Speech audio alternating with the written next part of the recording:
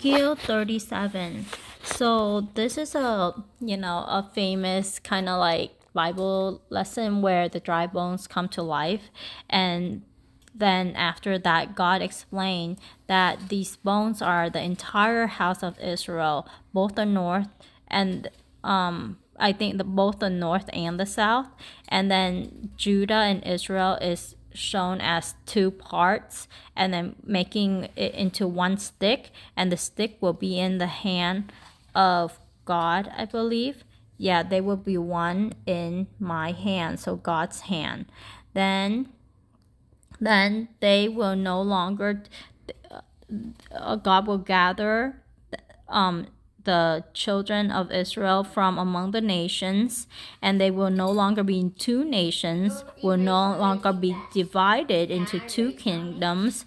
They will no longer defile themselves with idols. This has not happened yet. The first one is happened in recent history when Israel become a nation again. I think in 1948, I believe. I don't remember the exact years, but in recent history.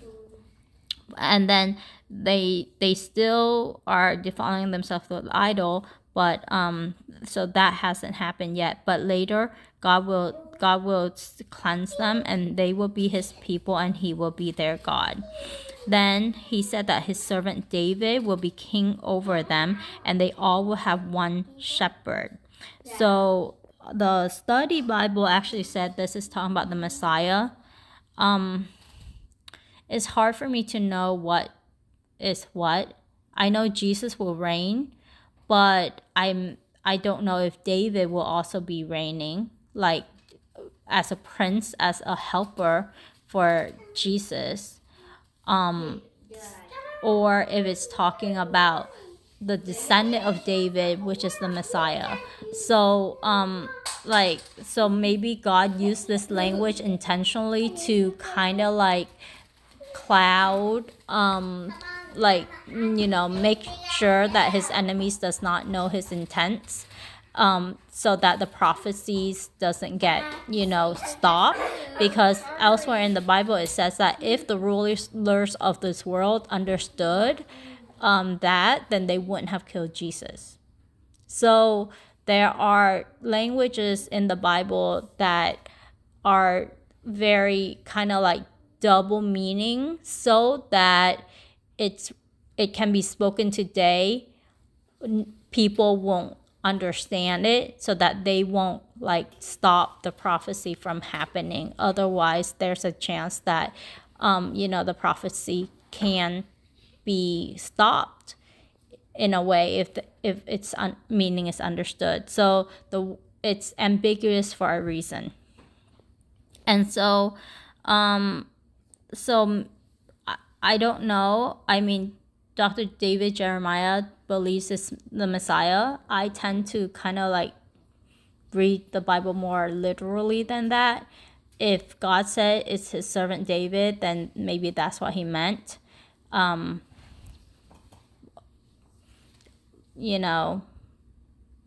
David's son.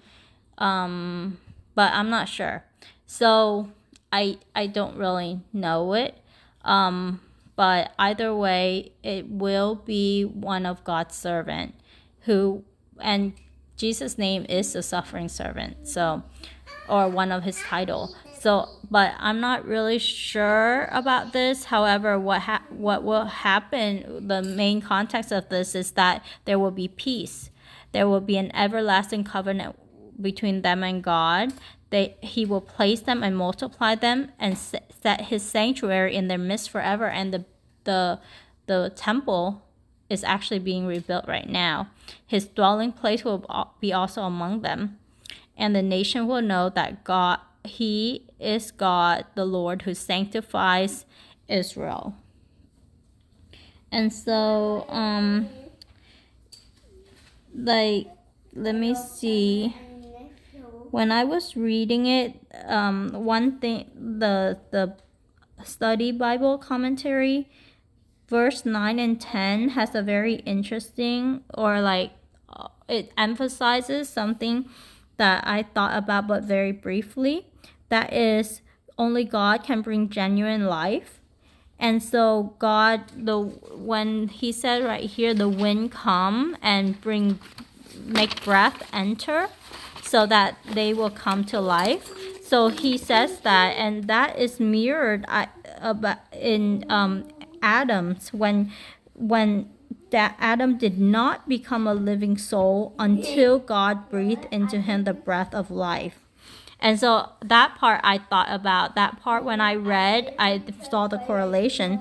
But the sentence that really impacted me was the appearance of life is there, the promise of life is there, but life does not come until God himself breathes his own life into the slain. So it's kind of like you can make a robot and the body is there, but the soul is God's. It's a part of God that he's imparted to us. So that last sentence really like emphasized it for me. So I wanted to cover that here.